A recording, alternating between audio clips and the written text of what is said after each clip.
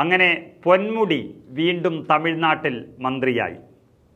Governor ഇനി ആരായാലും നിലവിട്ട് കളിക്കണ്ട എന്ന സുപ്രീം കോടതിയുടെ മുന്നറിയിപ്പ് ലഭിച്ചതോടെ ആദ്യം തന്നെ അടിയറവ് പറഞ്ഞത് BJPയുടെ തോഴനായ തമിഴ്നാട് ഗവർണർ രവിയാണ്. നാണം കെട്ട് തല താഴ്ത്തേണ്ടി വന്നിരിക്കുന്നു. അതായത് ക്രിമിനൽ കേസിൽ കുറ്റക്കാരനാണെന്ന വിധി സ്റ്റേ ചെയ്തിട്ട് പോലും പൊന്മുടി എന്ന DMK MLAയെ വീണ്ടും മന്ത്രിയാക്കാൻ പാർട്ടി തീരുമാനിച്ചിട്ടും BJPയുടെ വാക്ക് കേട്ട് മന്ത്രിയാക്കാതെ നടക്കുകയായിരുന്നു ഗവർണർ. ഗവർണറുടെ ഈ നടപടിക്കെതിരെ സുപ്രീം കോടതി കഴിഞ്ഞ ദിവസം ചില മുന്നറിയിപ്പുകൾ നൽകിയതാണ്.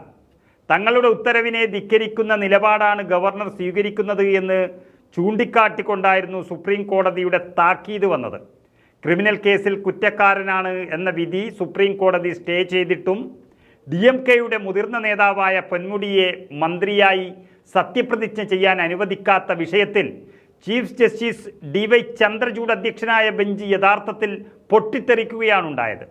തമിഴ്നാട് ഗവർണറുടെ നടപടിയിൽ കടുത്ത ആശങ്കയുണ്ടെന്നും ഉചിതമായ തീരുമാനമെടുത്തില്ല എങ്കിൽ കേസ് പരിഗണിക്കുമ്പോൾ ഉത്തരവ് പുറപ്പെടുവിക്കാൻ മടിക്കില്ലെന്നും മുന്നറിയിപ്പ് നൽകിയിട്ടുണ്ട്.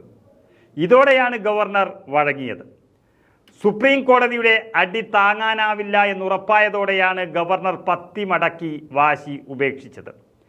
പൊന്മുടിയെ വീണ്ടും മന്ത്രിയാക്കാനുള്ള നിർദ്ദേശം തള്ളിയ ഗവർണർ രവിക്കെതിരെ തമിഴ്നാട് സർക്കാരാണ് സുപ്രീം കോടതിയെ സമീപിച്ചത്. പൊന്മുടിയെ മന്ത്രിയാക്കാനും മന്ത്രിമാരുടെ വകുപ്പുകൾ മാറ്റത്തിനും അനുമതി നൽകാൻ ഗവർണറോട് കോടതി നിർദ്ദേശിക്കണമെന്നാവശ്യപ്പെട്ടുകൊണ്ടായിരുന്നു ആ ഹർജി. അനധികൃത സ്വത്ത് സമ്പാദന കേസിൽ ശിക്ഷ നടപ്പാക്കുന്നത് തടഞ്ഞ സുപ്രീം കോടതി ഉത്തരവിൻ്റെ അടിസ്ഥാനത്തിൽ പൊന്മുടിയെ വീണ്ടും മന്ത്രിസഭയിൽ ഉൾപ്പെടുത്താൻ മുഖ്യമന്ത്രി തന്നെ ഗവർണർക്ക് കത്ത് നൽകിയിരുന്നു. എന്നാൽ തട്ടിപ്പ് വാദഗതികളാണ് ഗവർണർ ഇതിനു മുന്നിൽ ഉന്നയിച്ചത്. ശിക്ഷ നടപ്പാക്കുന്നത് തൽക്കാലത്തേക്ക് മാത്രമാണ് കോടതി തടഞ്ഞത് എന്നും കുറ്റക്കാരനല്ല എന്ന് വിധിച്ചിട്ടില്ല എന്നുമുള്ള വരട്ടുവാദമാണ് BJP ഏജന്റായ ഗവർണർ രവി പറഞ്ഞിരിക്കുന്നത്. എന്നാൽ അറിയുന്ന ഭാഷയിൽ സുപ്രീം കോടതി കാര്യങ്ങൾ പറഞ്ഞുകൊടുത്തതോടെ ഒന്നല്ല ഒരുപാട് പ്രാവശ്യം വേണമെങ്കിലും പൊന്മുടി മന്ത്രിയായിക്കോട്ടെ എന്ന തീരുമാനത്തിൽ സത്യവാചകം വരെ ചൊല്ലിക്കൊടുത്തിരിക്കുകയാണ് ഗവർണർ രവി. ഇതോടെ തമിഴ്നാട്ടിൽ ജനാധിപത്യത്തെ തകർക്കാനുള്ള സർക്കാരിനെ അട്ടിമറിക്കാനുള്ള BJPയുടെ നീക്കം കൂടി പരാജയപ്പെട്ടിരിക്കുന്നു.